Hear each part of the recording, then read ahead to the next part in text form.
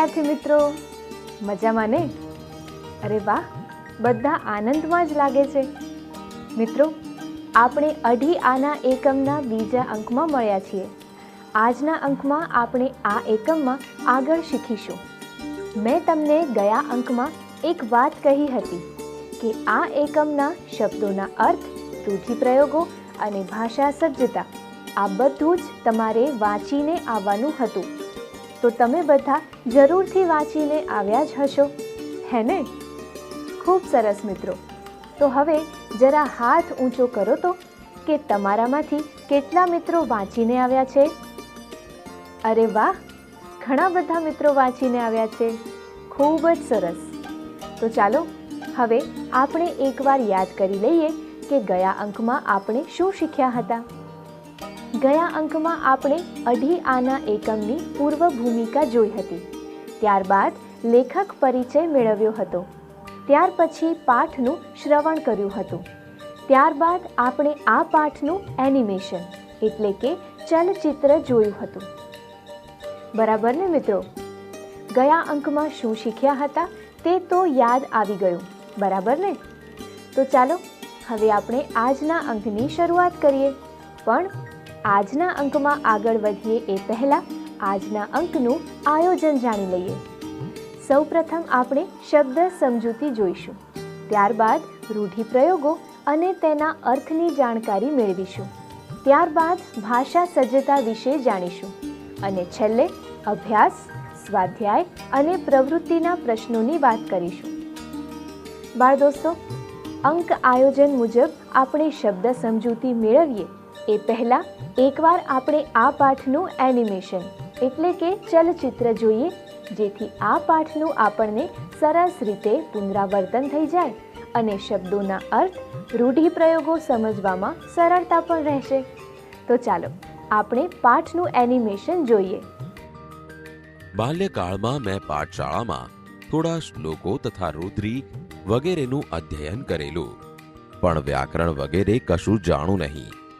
મને રહી રહીને થયા કરતું હતું કે જો મારે સારી રીતે ધર્મ પ્રસાર કરવો હોય તો સંસ્કૃત વિદ્યા ભણવી જોઈએ.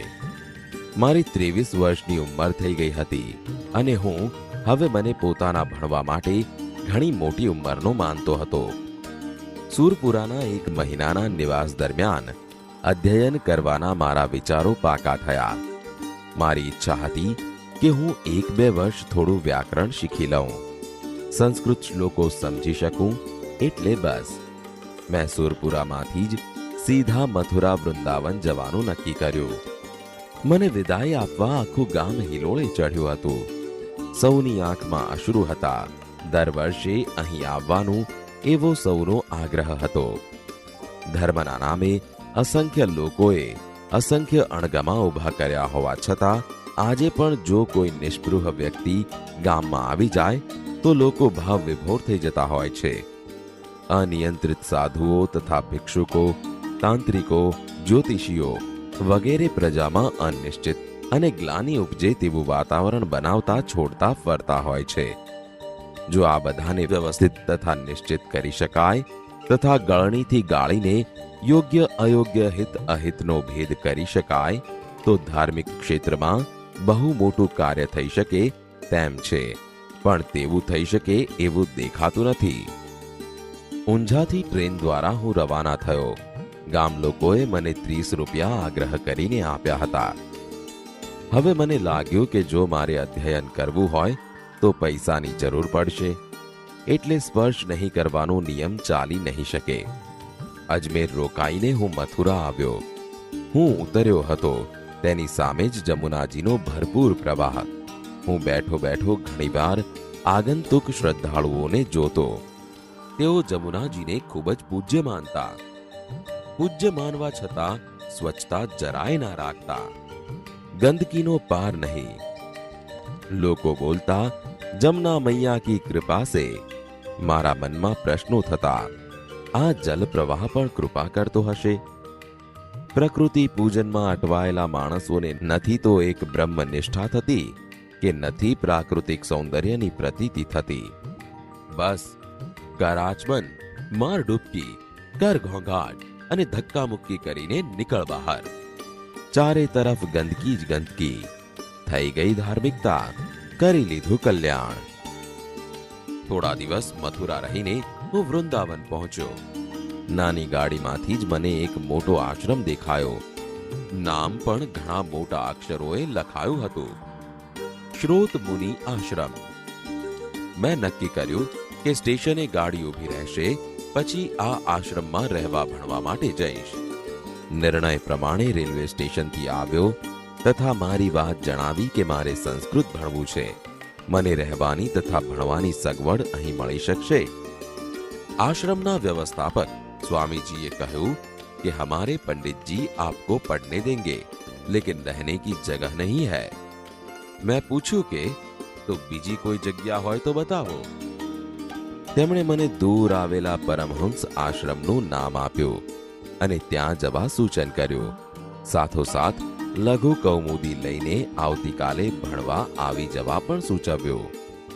વિશાળ આશ્રમના બંધ પડેલા 50 રૂમોને જોતા જોતા હું બહાર નીકળ્યો અને પરમહંસ આશ્રમ જતા પહેલા લઘુ કૌમુદી ખરીદી લેવા બજારમાં ગયો. ગીતા પ્રેસ ગોરખપુરની દુકાને સસ્તા તથા સારા પુસ્તકો મળતા હતા. મેં લઘુ કૌમુદી જોઈ. તેનું મૂલ્ય 10.5 આના લગભગ 65 પૈસા હતું. મારી પાસે માત્ર 8 જ આના બચ્યા હતા.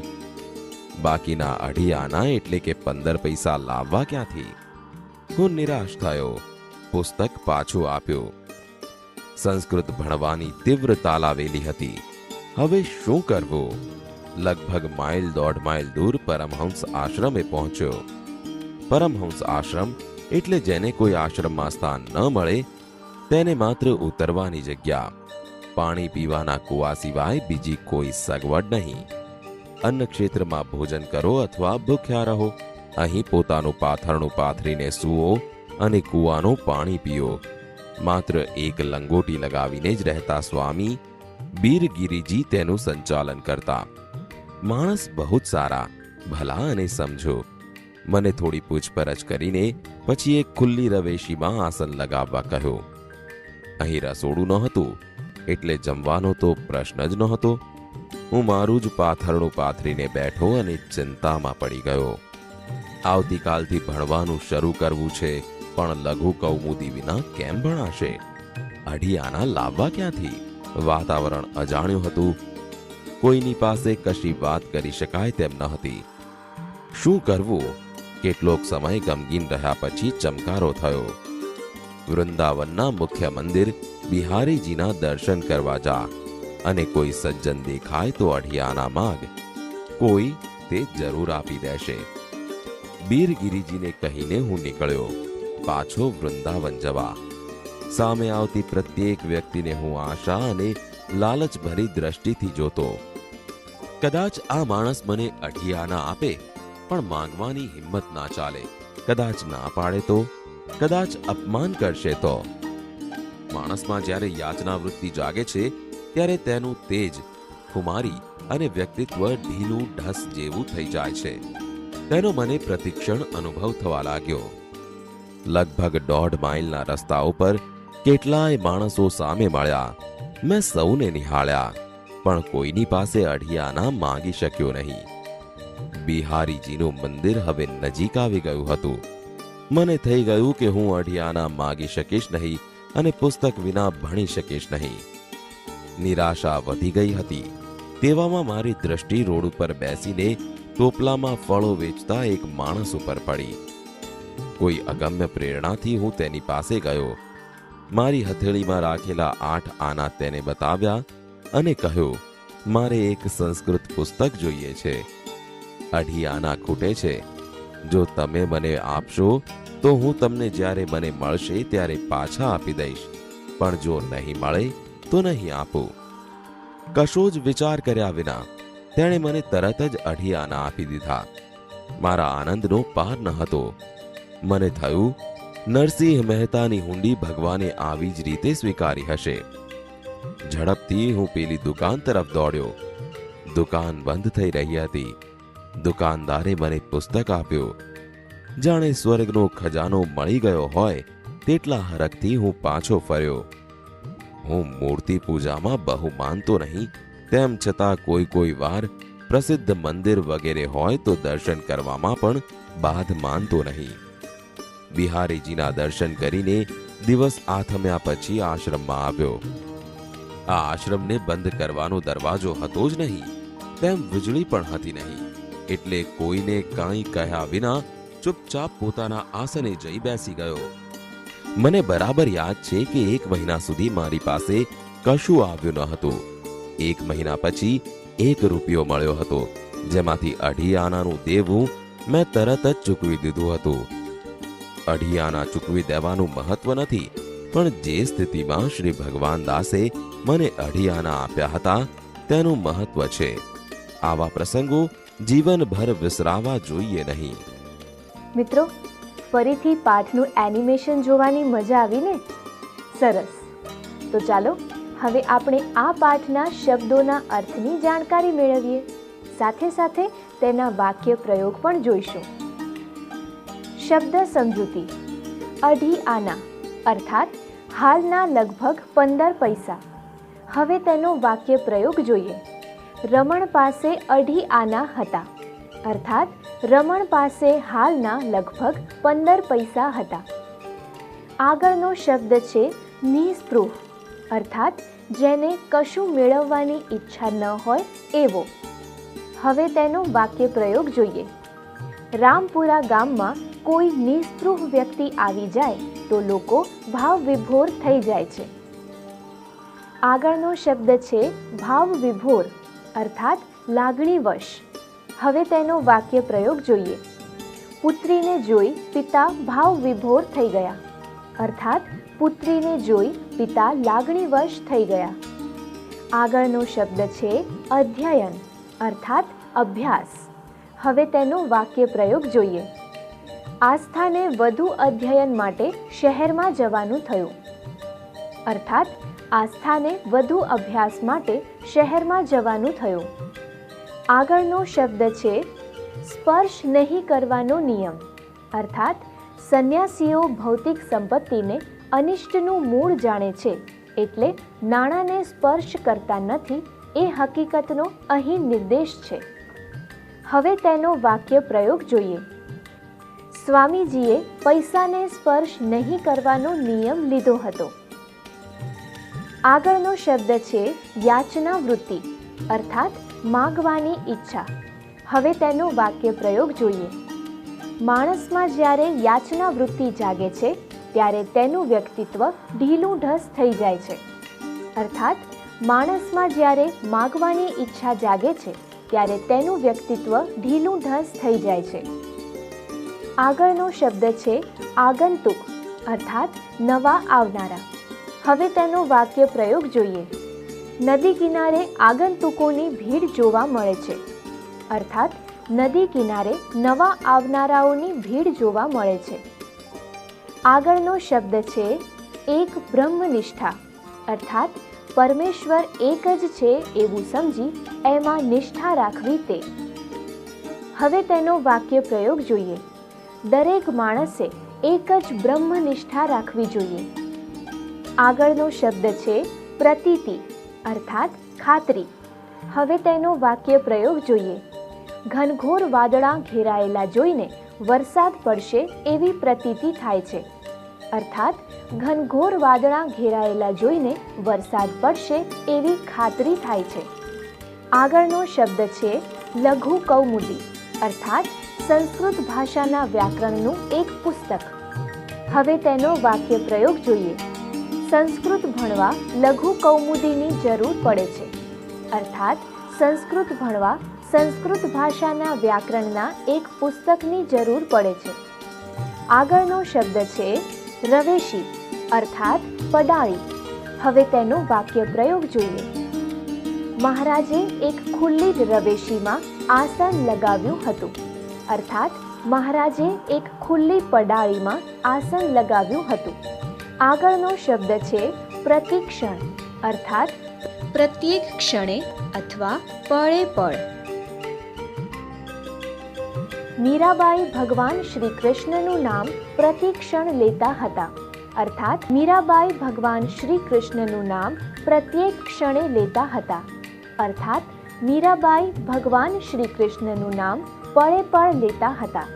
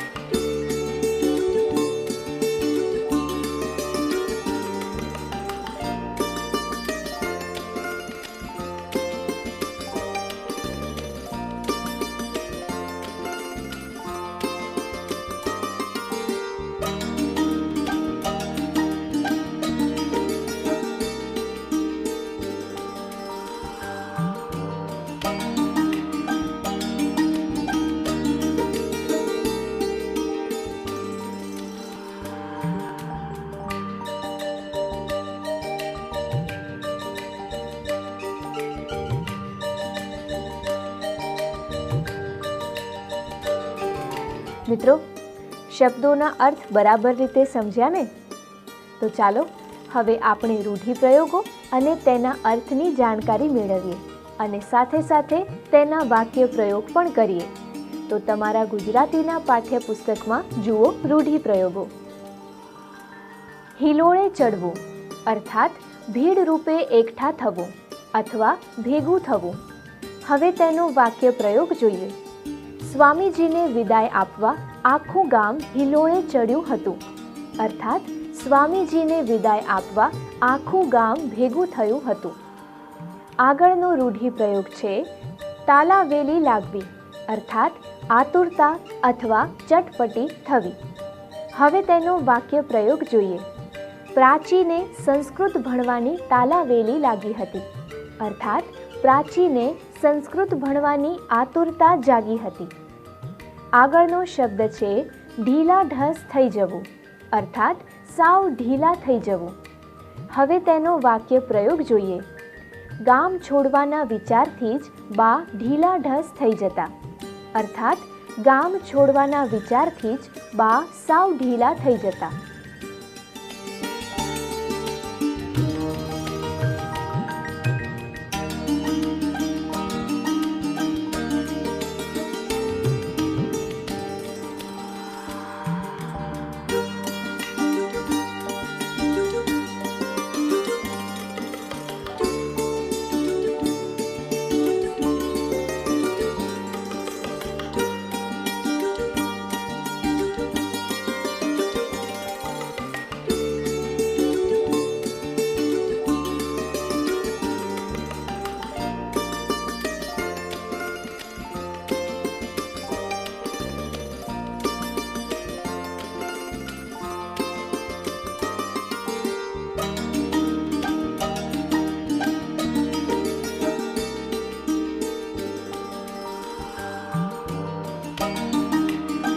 રૂઢિપ્રયોગો બાદ હવે આપણે ભાષા સજ્જતા વિશે શીખીએ.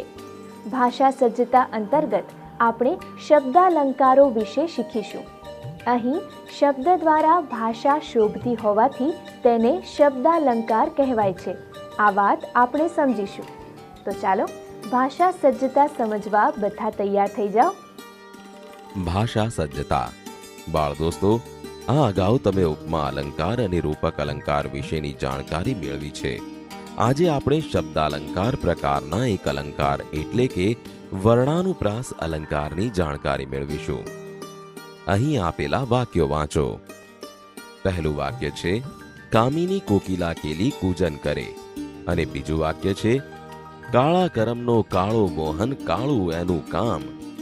ઉપરના બંને વાક્યોમાં એક જ વર્ણ એટલે કે કનો વારંવાર ઉપયોગ થયો છે.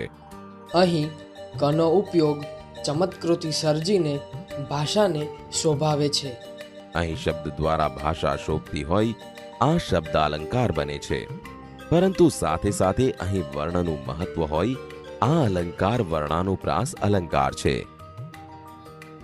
કામિની કોકિલા કેલી કૂજન કરે, કાળા કરમનો કાળો મોહન કાળું એનું કામ. તો મિત્રો, ક વર્ણનો વારંવાર ઉપયોગ ચમત્કૃતિ સર્જીને ભાષાને શોભાવે છે. આ તમે હમણાં જ શીખ્યા, બરાબર ને? હા, તો ચાલો મિત્રો, આજે આપણે શું શીખ્યા તે એક વાત યાદ કરી લઈએ. સૌપ્રથમ આજના અંકમાં આપણે પાઠનું એનિમેશન એટલે કે ચલચિત્ર જોયું. ત્યારબાદ શબ્દોના વાક્ય પ્રયોગ જોયા. ત્યારબાદ રૂઢિપ્રયોગો અને તેના અર્થ જોયા તથા તેના વાક્ય પ્રયોગ પણ જોયા. ત્યારબાદ આપણે ભાષા સજ્જતા વિશે શીખ્યા. બરાબર ને મિત્રો? હવે એકમને અંતે આપેલ અભ્યાસ અને સ્વાધ્યાયના પ્રશ્નો તમારે ગૃહ કાર્યમાં જાતે લખવાના છે. તો ચાલો એકવાર અભ્યાસ અને સ્વાધ્યાયના પ્રશ્નો પર આપણે નજર નાખીએ. અભ્યાસ પ્રશ્ન 1. નીચેના પ્રશ્નોના ઉત્તર માટે આપેલા વિકલ્પોમાંથી સાચો ઉત્તર શોધીને તેનો ક્રમ અક્ષર પ્રશ્ન સામેના ચોરસ ખાનામાં લખો. 1. અઢી આના એટલે આજના કેટલા પૈસા થાય? ક 12, ખ 15, ગ 20, ઘ 25. 2. લેખકને અઢી આનાની જરૂર શા માટે હતી? ક આશ્રમમાં રહેવા, ખ જમવા, ગ પુસ્તક ખરીદવા, ઘ વાપરવા. 3. ખૂટતા અઢી આના લેખકને કોની પાસેથી મળ્યા? ક આશ્રમના સાધુ પાસેથી, ખ દુકાનદાર પાસેથી, ગ ધનિક શેઠ પાસેથી, ઘ ફળના ટોપલાવાળા પાસેથી. 4. લેખકને કયું પુસ્તક ખરીદવું હતું? ક લઘુ કૌમુદી, ખ રુદ્રી, ગ ગીતા, ઘ મહાભારત. 5. લેખકે 2.5 આના ક્યારે પરત કર્યા? ક. બીજે દિવસે. ખ. 1 માસ પછી. ગ. ક્યારેય નહીં. ઘ. સપ્તાહ પછી. પ્રશ્ન 2. નીચેના પ્રશ્નોના 1-2 વાક્યોમાં ઉત્તર આપો. 1. માણસમાં યાચના વૃત્તિ જાગે છે ત્યારે તેને કેવો અનુભવ થાય છે? 2. લેખક કયો પ્રસંગ ન ભૂલવા સૂચવે છે? 3. સ્વામીજીને રહેવા માટે કયું સ્થળ મળ્યું? ચાલો હવે આપણે સ્વાધ્યાયના પ્રશ્નો જોઈએ. સ્વાધ્યાય પ્રશ્ન 1. નીચેના પ્રશ્નોના ઉત્તર લખો. 1. સુરપુરાના લોકોએ સ્વામીજીને કેવી રીતે વિદાય આપી? 2. લેખક જમનાજીને સ્વચ્છ ન રાખનાર લોકો માટે શું કહે છે? 3. આ પાઠમાંથી આપણને શું શીખવાનું મળે છે? 4. ફળ વેચનાર માણસની ઉદારતા તમારા શબ્દોમાં વર્ણવો. પ્રશ્ન 2.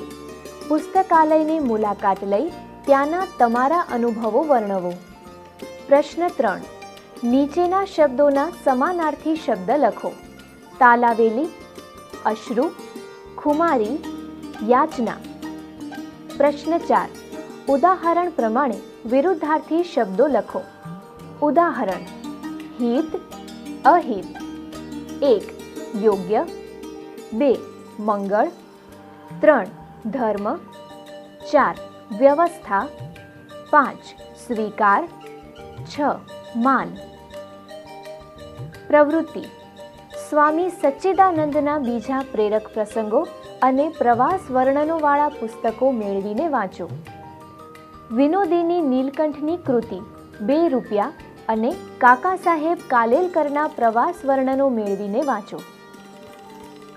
તો બાળ દોસ્તો, આ અભ્યાસના પ્રશ્નો અને સ્વાધ્યાયના પ્રશ્નો તમારે ઘરેથી જાતે લખીને લાવવાના છે.